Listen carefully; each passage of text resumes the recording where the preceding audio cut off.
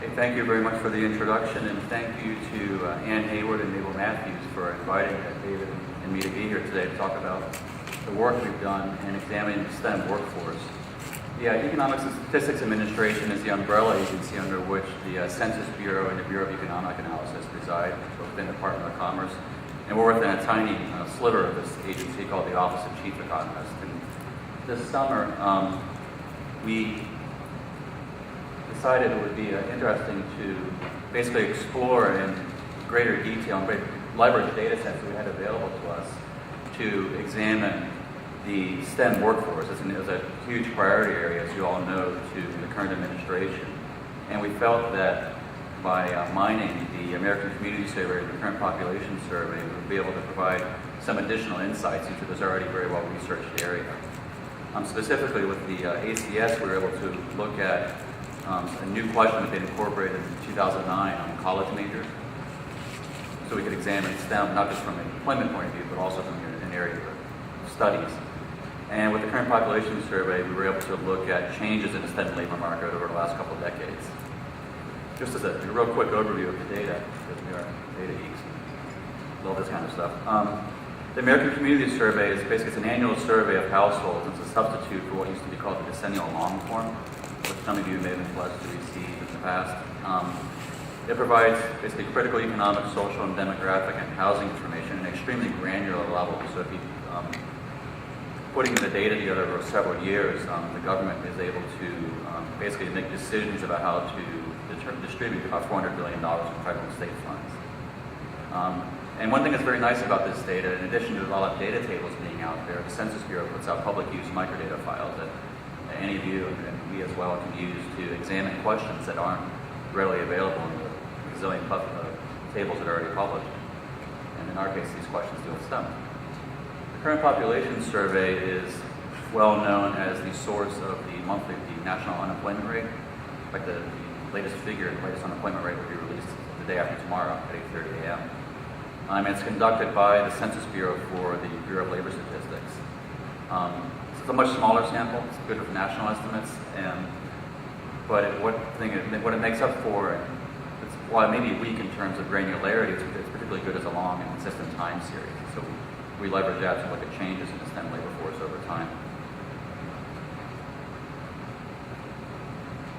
So we'll skip right into our results here. And the organization of this presentation will talk about how we define STEM, give an overview of the STEM labor market, the earnings premium associated with STEM, and then Dr. Beatty will come up and discuss two additional reports we did on women in STEM and also racial and ethnic minorities in STEM as well. So what is STEM? We're talking about it, but there's actually no standard definition of STEM. We'll talk about what our particular focus and the one that was prior to the administration, which is somewhat stricter than that used by NSF and some other studies. Specifically, we look at a set of detailed occupations, about 50 of them, in computer science and mathematics, engineering, surveying, the life and physical sciences, and 3 types of managerial positions that are clearly associated with STEM.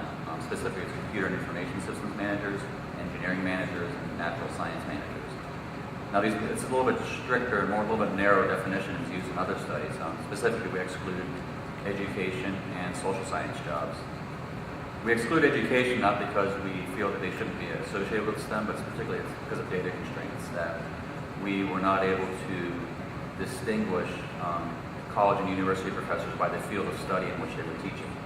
And so the options are either to lump them all together or exclude them. Some of these jobs then would include, as we sort of mentioned before, so computer programmers, computer software engineers, chemical engineers, and a whole variety of technical jobs as well, such as surveying, mapping technicians, and engineering technicians. Now, parallel to that, we also developed a list of STEM degree fields. These are undergraduate degree fields. So basically, the American Community Survey in 2009 began to ask people that had college degrees whether or not their first or second, what their first or second majors were. And so we identified a selected fields that were parallel to our occupations and said that if your first or your second major was in one of these fields, then you were a STEM degree holder. And the interesting thing about that is it allows us to look at the interface between to what extent people who actually study STEM work in STEM, and to what extent people who are working in STEM had actually studied STEM as an undergraduate. So let's get right into the results. So in 2009, which is using ACS data, we found that there are about 7.4 million people working in STEM occupations, and it's about 1 in 18 jobs in the economy right now, 5.3%. Now, to help put these better into context, we sort of looked at these large groupings of STEM jobs that we put together. And the majority of the workers were in fields that we classified as either computer or math jobs, followed by engineering jobs, with a much smaller share of people working in physical or life sciences, or a small share also in STEM managers. Around 10% of STEM workers are in STEM managerial fields. That's kind of comparable to what we see throughout the economy. About 1 in 10 workers, just in general, are in managerial jobs. Now this shows us the share of STEM workers in the economy. It's been growing over time. It's been growing quite steadily, and it's somewhat resistant to the economic cycles. The latest data is from the current population survey for 2010, and again, it was about around 1 in 18 workers roughly were in a STEM occupation. And the share it's edged up almost a whole percentage point from about a decade and a half ago. Another thing, although we don't illustrate it here, another thing we found was that workers in STEM fields are quite a bit less likely to be unemployed than workers in other fields. So basically, the unemployment rate for somebody working in STEM was only 5.3% last year, compared to 9.9% for people who weren't working in STEM. This doesn't mean that these workers are completely immune to economic downturns at all, but definitely people who are in these fields are much less likely to be looking for work. And sort of consistent with what we just saw is the fact that we can look at two different things. We can look at the rate of growth over the past decade and also projections that the Bureau of Labor Statistics does every 2 years on occupational growth, on occupational employment. So what we find is that not only have STEM jobs been growing much more quickly than other jobs, but that they're projected to continue growing at a much quicker pace. These projections actually are about 2 years old, and new ones will be coming out in February. But what they show us is that over the first decade of the century, STEM employment increased around 8% relative to 2.6% for non-STEM jobs. Over the decade ending 2018, STEM employment was projected to grow by about 17% relative to 10% for people in other occupations. Now, because of your focus particularly on people entering STEM fields, we thought it would be interesting to go back and take a sort of crunch our data a little bit more and consider generational differences. This isn't anything that we had in our STEM reports put out this year. We thought put a few things together just to see what we might find. So we've looked at people who are currently working in STEM and broken them down by 3 generations of millennials, Gen X, which would be my group, and baby boomers, which Dr. Beatty falls into. So we're pretty well covered here. And what we find is that there's not really a clear trend either. We're showing 2 sets of groups here. So in the green bars, we're showing the share of workers in STEM across all workers, across people with any level of educational attainment. In the blue bars, we're showing college-educated workers.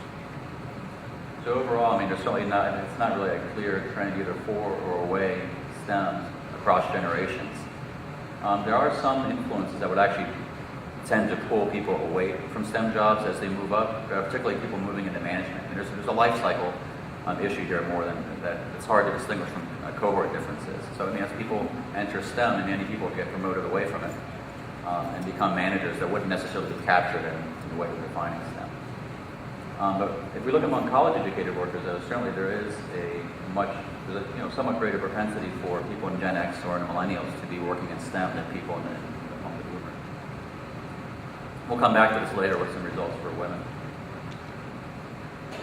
So STEM workers tend to be very highly educated. That's part of what explains why they have very low unemployment rates. So basically, two-thirds of workers in STEM have a bachelor's degree or higher. And there are some interesting, and that would be the blue bars in this chart. The red bars would show all workers. So we have 42% and 24%, about 2/3 of workers together have a bachelor's degree and higher. Among all workers, we're about 1/3 have a bachelor's degree or higher. And this really helps underlie the low unemployment rate. Basically, people who are out of college education are much less likely to be out of work than people who do not. That's consistent through time throughout the recession. They also tend to earn more than other people. We'll see that later. But we think are some of the particularly interesting results and sort of the newer uses of our data is to look at the interface between people who have studied STEM and people who are working in STEM. So what this table shows is employment of college graduates, age 25 and older, so people who have had time to complete the degree, who either had a STEM job or studied STEM. So in the bottom right-hand corner of the table, so there's 41.5 million college-educated workers in 2009. And if we move across, we'll see that 4.7 million were in a STEM job. Now what we find is around 2/3 of these 4.7 million workers in a STEM job actually had a STEM undergraduate degree. We don't really have any information on undergraduate degrees yet, but we do know 2/3 were an undergraduate. Or put another way, 1/3 of people actually working in STEM didn't study STEM as an undergraduate. Now, probably even a more interesting result, and one that maybe would shed some light on some of the challenges people can have in filling STEM jobs, is that look what happens to people who have a STEM degree. So we have 9.3 million people who are working who actually did an undergraduate major in sciences or engineering. 2/3 of them actually aren't working in STEM currently. The jobs that they're in are, it's sort of all, it's in some sense it's all over the place with some concentrations. So one major area where we see people who have undergraduate science majors but who aren't working in STEM would be in healthcare. So about 28% of the people who are not working in STEM jobs have a are healthcare practitioners. Another 12% work in education. So these would be people, for example, who maybe would have a dual major in math and in education. We would count them as people with a STEM degree holder, but they're not working directly in what we call a STEM job, but certainly contributing decisively to the growth of a future STEM workforce in teaching math and science. Particularly in math, we say about 1/5 of math majors actually end up working in education. And if we were to look at specific jobs, any thoughts about what the number one job would be for somebody who has a STEM degree but isn't working in STEM? The physicians and surgeons, followed by management, post-secondary education, and then elementary and middle school teachers.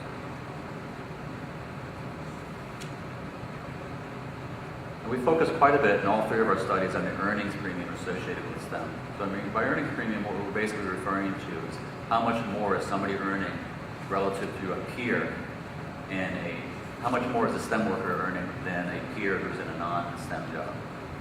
At a very high level, we can just do simple crosstabs that say compare people, for example, in this case, by educational attainment and what they earn if they're in a STEM job or not in a STEM job.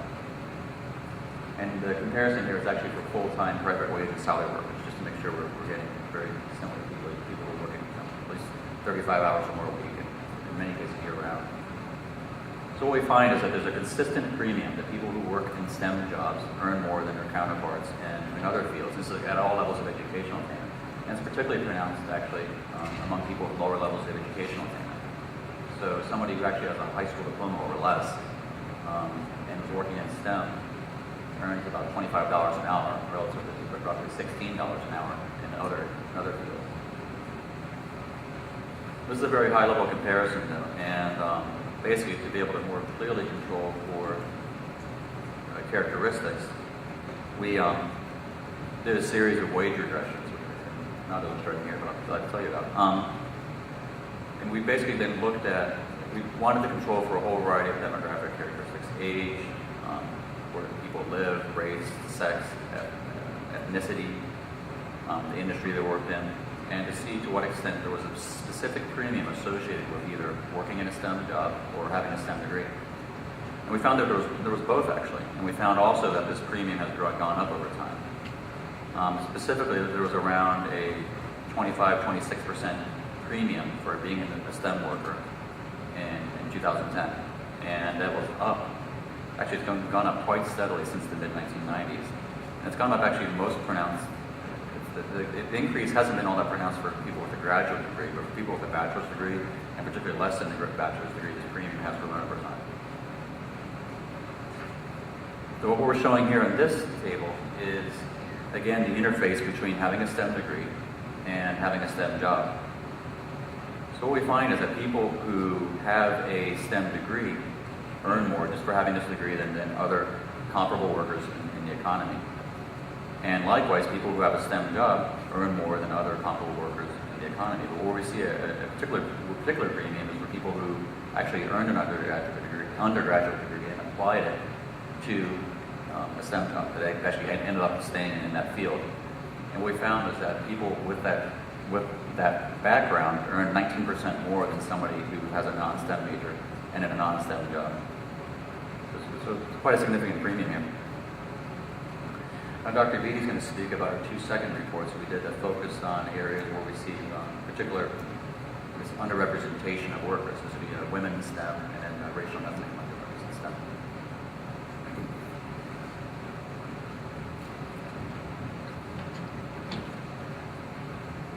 Thanks, Dave. Overshot. Here we show how the overall workforce is split by gender. And you can see that the overall workforce is about split 50-50 men and women. But the STEM labor force, men have about 3 times the share of STEM jobs that women do. The female share of STEM workforce varies by the subcategories that Dave had described earlier. Women account for about 40% of jobs in physical and life sciences, but only about 14% of jobs, or 1 in 7, engineering jobs.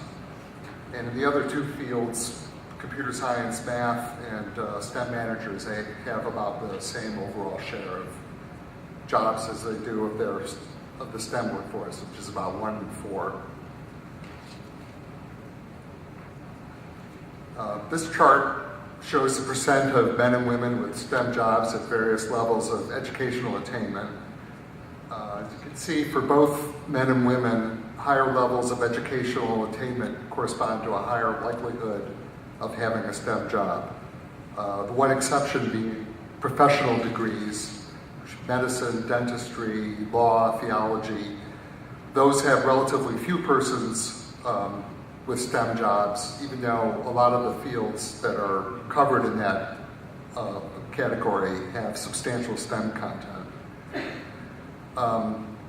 But note that at all levels of educational attainment, men are much more likely than women to have STEM jobs. The closest that the gap is, or the gap is closed the most at the doctoral level, but even at that level, men have about twice the likelihood of having STEM jobs than women PhDs do.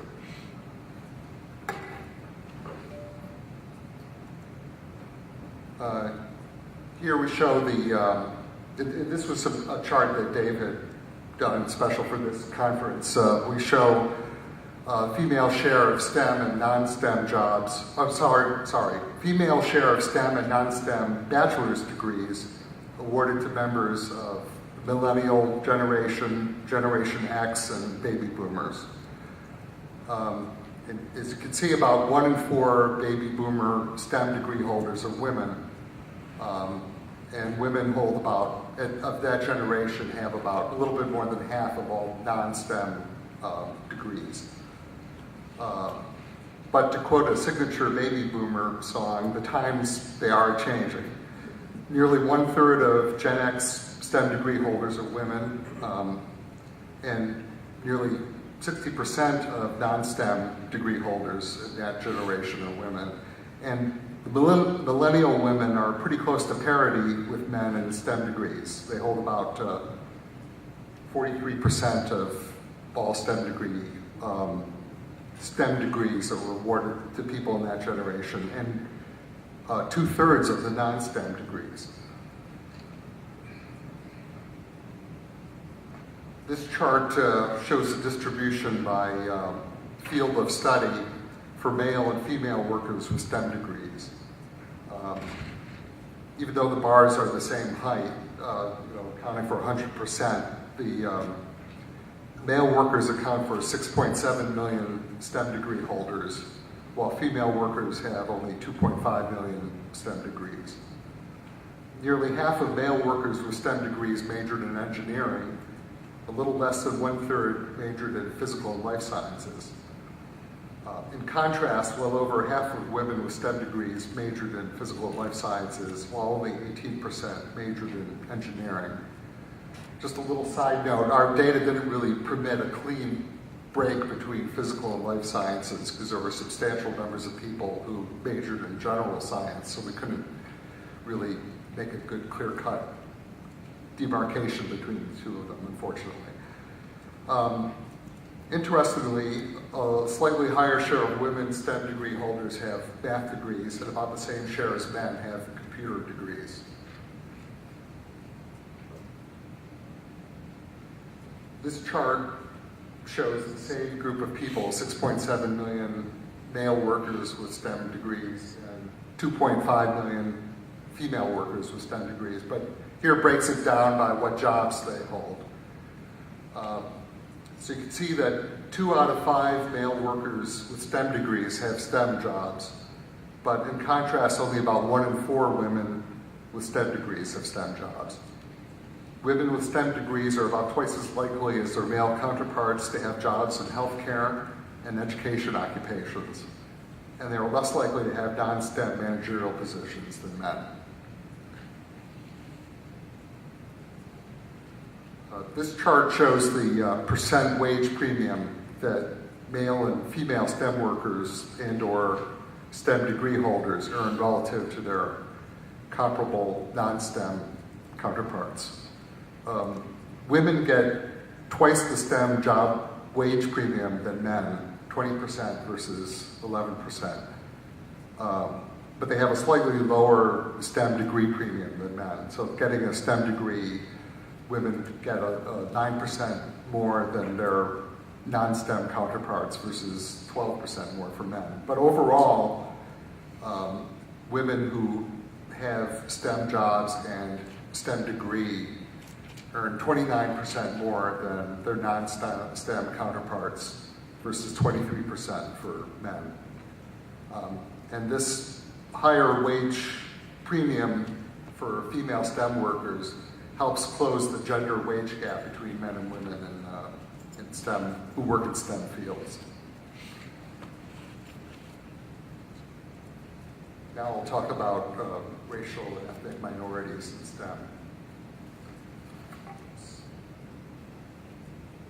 Sorry. We're not STEM workers, so technology is a little bit challenging. This chart shows minority workers' share of jobs, all jobs in STEM jobs.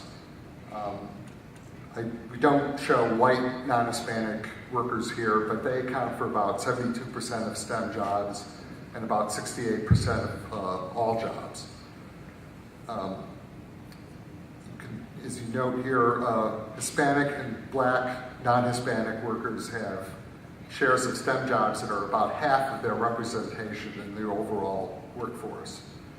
In contrast, Asian non-Hispanic workers have nearly 3 times the share of STEM jobs as their share of the overall workforce.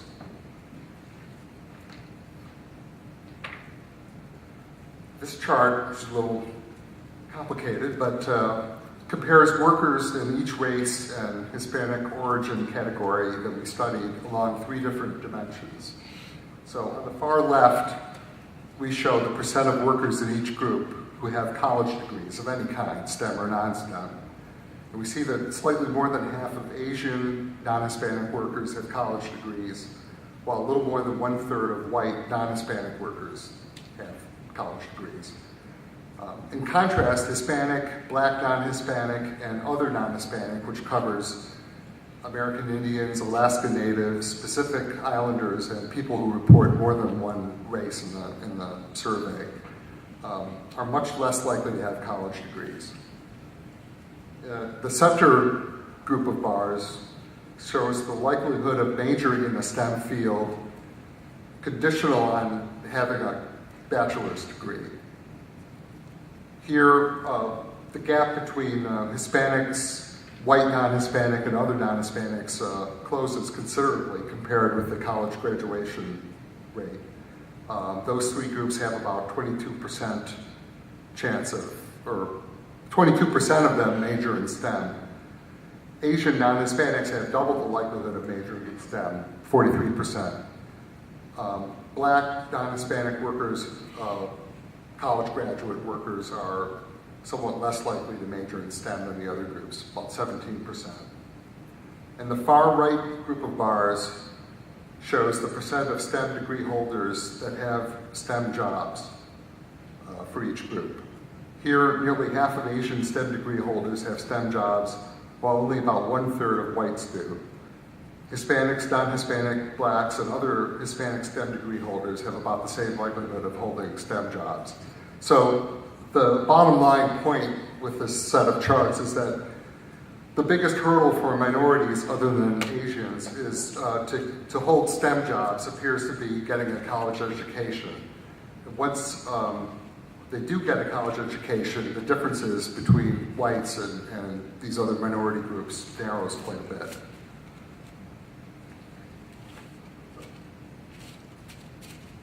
Here we show wage premiums for STEM workers by ethnic and minority or race group. And kind of parallel to the findings for women, we find that the groups that are least well represented in STEM jobs actually have the highest wage premium. And whites only have about a 22% wage premium, but black non-Hispanic STEM workers earn almost 40% more than their non-STEM working counterparts. Here, this slide shows trends over time in foreign-born share of STEM and non-STEM workers. The foreign-born share of college-educated STEM workers has risen slightly since the mid-1990s, but the foreign-born share of STEM workers with graduate degrees has increased sharply from about 1 in 4 in the mid-1990s to about 2/5 today. About half of foreign-born STEM workers are naturalized citizens and half are not. And nearly 2/3 of foreign-born STEM workers come from Asia. About 25% of foreign-born workers come from China, about 1/9 come from India.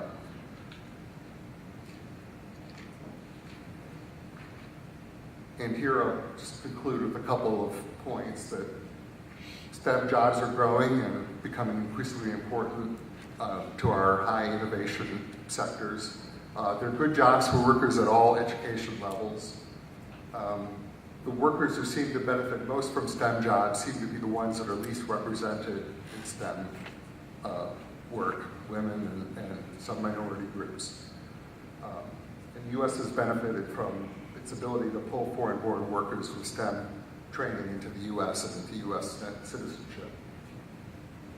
And here we talk about a few policy efforts that the administration is having with respect to funding STEM training programs, improving U.S. student participation and performance in STEM fields, and grants to states that have high achievement in STEM areas.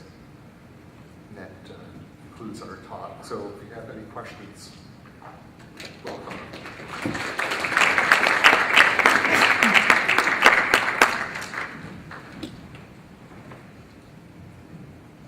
So do we have any questions for our presenters? Could you flip back to the previous slide? Okay, so I don't have a STEM degree, and by this definition, I'm not in a STEM job. But I think every one of us would have predicted everything on this slide. Is there anything here you see that surprises you? Jerry, What? it's a question, but it's related. Do you have any thoughts on why the paradox? Why would workers who would benefit the most are the least likely to go into STEM jobs? Do you have any speculation why that might be and what we could do?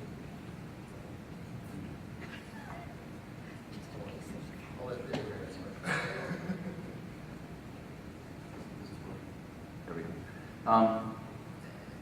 Nothing that we can say, nothing we can pull directly from the data, clearly. I mean, there's things that we can't specifically control for.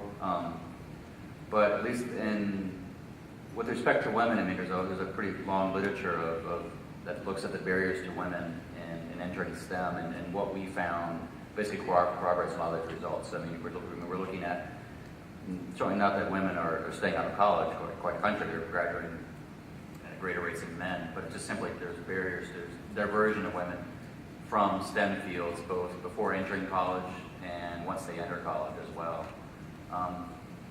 And I'm not sure we can really add much about that. I think actually the more interesting result for us was with racial and ethnic minorities, the fact that actually the diversion really is just completing a college degree to begin with, and that we're able to boost college graduation rates among racial and ethnic minorities, there may be a more straightforward way to increase the STEM workforce.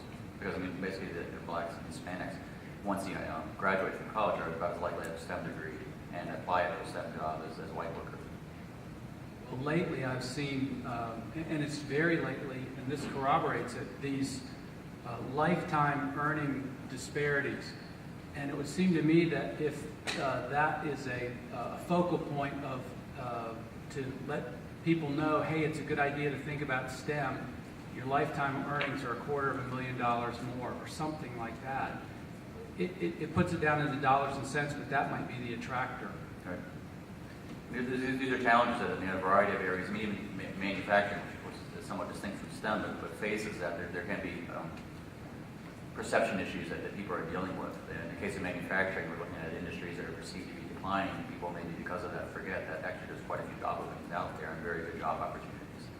And so yeah, it could simply be a question of better marketing, better education efforts, and just knowing what's out there. Diane? Yeah, I had a couple of questions about who you included in the, at least one question about the occupations. Did I understand that what you're saying, that those in the medical profession, like doctors, were not part of the 50 occupations that you counted as STEM? That's I thought correct. you said, that's right? Yes. Okay. And what's the reasoning behind that? Because I would consider them to be in a STEM profession. I mean, I don't think it's a black and white. It's certainly not a black and white issue. I mean, clearly, there's people who are require degrees in the sciences and undergraduates. From the Department of Commerce's point of view, in particular with respect to these reports, some of our broader focus is on issues of innovation and competitiveness. And so, workers that are most associated with, say, the development of research and development, development of patents and such are found, I think, in a lot of cases, more associated with computer, math, and engineering jobs than those in the medical sciences. Okay. And that's also the tack that the National Science Foundation has traditionally taken as well, although they have a much more expansive definition of what STEM or science and engineering than we do. We do include medical scientists and Yeah. scientists that actually do research in medical fields, Okay. just not practitioners. Okay. And then the other question I had is do you have an example of, you talked, there was one chart you had up there about those with a STEM job with education that was high school or less, and that there was still the income disparity. And what's an example of a STEM job that would be in that category that was high school or less?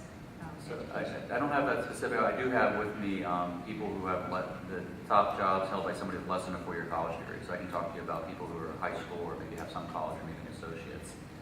And the top 5 occupations in that area would include engineering technicians, computer support specialists, actually a computer scientist and system analyst. That's kind of an interesting one because there's a real wide variety of people in that occupation, but in terms of educational attainment. Network systems and data communication analysts and computer software engineers.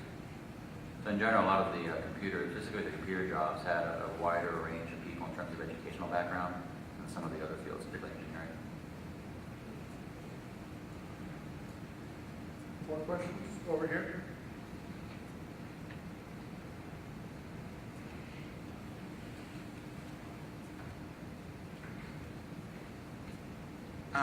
Usually, premium for white in STEM area was 22%, and for Hispanics and African American is 40%. That's the premium you pay. What is the disparity between white and Hispanics or African American in STEM area? Being the actual, because we're here comparing black workers who work at STEM versus black workers who Yes, don't work at STEM absolutely. jobs. We do want to do the actual comparison of STEM workers who are white versus Yes. black and other groups. I think my report, we might have had a table about that. I don't know how quickly we could come up with that, but I don't have those numbers right off the top of my head, but we could, if we have them available, we can send them to you. There's sort of two sides of the same coin here, basically. So I mean, we decided to focus on the premium associated with actually working in STEM. But basically, the fact that this premium is larger for the minority groups than it is for the whites is sort of the other side of the coin of saying that the racial wage disparity is smaller for STEM workers than for other workers. But I don't like to have specific figures, but we can come back and get it. If you're interested. Disparity is smaller, but it's not available. I'm sorry, I didn't catch that. Yes, you said the disparity is smaller in STEM, is that what you're saying? Yes. More questions, comments?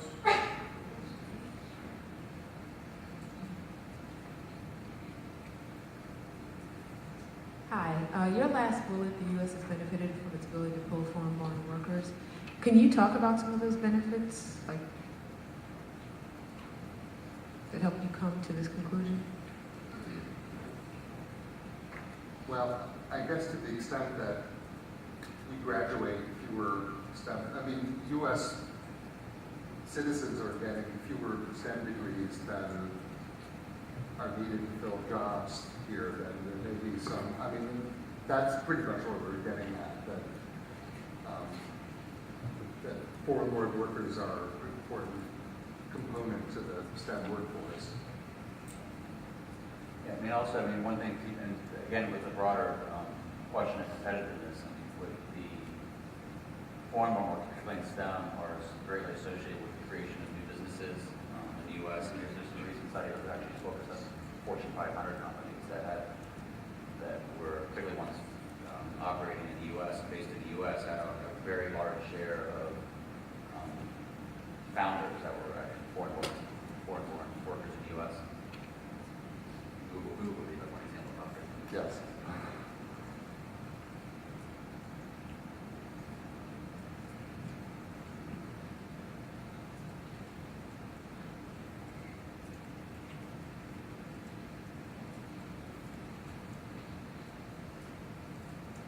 My comment is not so much as a question as it addresses Jerry's comment. He said, was there anything in those 4 bullets that we weren't aware of, didn't sort of come to the same conclusion? So I'd like to put a different spin on it, though. Since we all, perhaps based on Jerry and perhaps my summation too, we all are aware of those key issues. I guess the discussion is probably the whole new summit in itself. Since we know this, how do we respond to it? How do we respond to it as a nation? How do we respond to it as NASA, a federal agency? And how do we respond to it in our various programs? So it's really very telling, and it just would be interesting to take this to the next step. Yeah, and clearly that, Mabel, if I can jump in there, that's clearly beyond the scope of what our guests were here to talk about. But what I think is great about this is it gives us some solid backing for the intuitive conclusions that every one of us in this room has made. And yes, now, what do we do about it? That's why we're here. So by the time we leave, we will have solved the problem, right? I guess I have more of a comment too. In particular to NASA, and I do a lot of outreach in regards to the U.S. citizen, non-U.S. citizen. When we do recruitment for students, of course, because we are representing NASA, we do ask that they have U.S. citizenship. And I have noticed, in my outreach that a lot of them are not U.S. citizens, and we can't always direct them to opportunities. And another thing that I just wanted to point out is as the population of the United States and the demographics are changing, and the number of students that are underrepresented in STEM, that population is growing, and that and then that we see that they're not, going into college or not finishing college and not finishing degrees in STEM. What are we doing to address that as well? Because they are, the population of the U.S. citizen that we could be putting in those STEM jobs.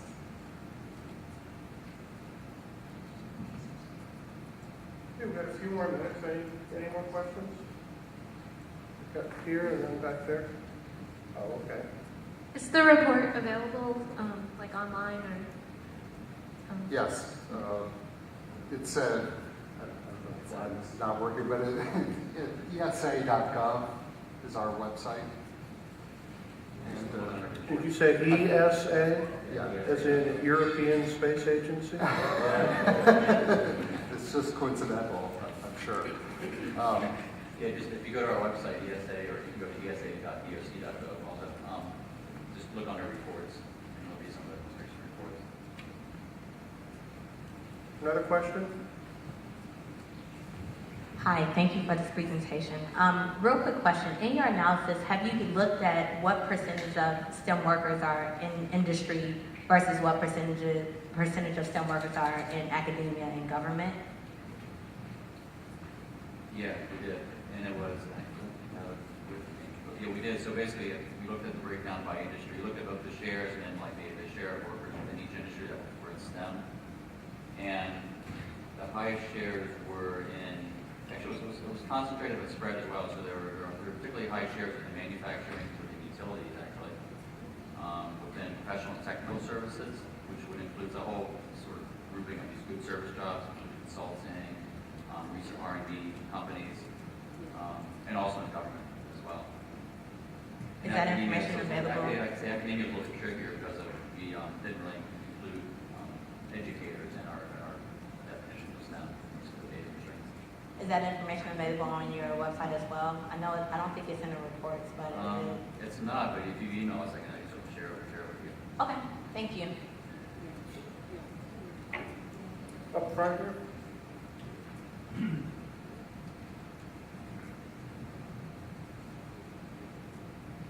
Hi. Can you help me see the paradox, what you're calling a paradox, as a paradox? Because I don't see it that way. I see it that it's basically the relationship between employment type and socioeconomic status. In other words, some of the groups that we're saying have the most to benefit from going into STEM, their numbers, the group to which they're being compared, the non-STEM jobs, that it appears to be a paradox because fewer of them are going into STEM professions which are higher paying. And that kind of creates the gap. So it's like, it's not, I understand if you look at that now and then 20 years from now we look back and we'll say, well, it's a paradox. They didn't go into it. But to me, it's just the fact that they're not going into STEM jobs because of, socioeconomic factors tend to have a lot more to do with a lot of these decisions than ethnicity. So it seems to me that it's not so much a paradox as it is a fact that's caused by the employment patterns in the past, which, as you pointed out, has to do with whether or not they even go to college and things like that. So to me, it's not like there's a paradox as much as it is almost a foregone conclusion that that number is going to be lower because they're not going into STEM careers. Is it a, chicken-egg thing? I guess that's what I'm saying. It's certainly true that the non-STEM employment for many of these groups isn't the same. So the types of jobs that, for example, with women, the non-STEM jobs for women are quite a bit different things than the non-STEM jobs for men. So that helps explain a lot of the kind of gap we see here. And that would go back to the sort of the roots that take women and men to different sets of, to the root, the underlying causes of occupational segregation are basically what you're describing. But yeah, it's a fair point to make. It's not necessarily a paradox. There's very well understood reasons for why there is occupational segregation. One more.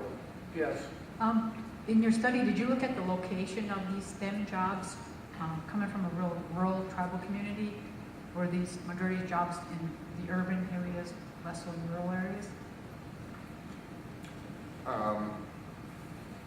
That was one of the things we controlled for, was whether you were located in a rural or urban area. But we specifically focused that much on that particular breakdown. I think we did some stuff. They looked at some state regional breakdowns. I think that's how all we did with geography. So I heard at least 3 questions asked that for which the answer apparently is available, but it wasn't part of the presentation. Or maybe the answer is not yet available. So that tells me 2 things. One is that many of us here are highly motivated to go to the website, look at the report, and dig a little bit deeper. The other thing it tells me is that this is just like every other study that's ever been done, which is one of the last paragraphs says more research is needed. And I don't think anyone would argue with that. Still, it was a great way to begin our afternoon. Gave us some very interesting information. It's always great to have what you intuitively know confirmed by solid research, which clearly this is. I want to thank David and David for being here today. And please join me in showing your thanks.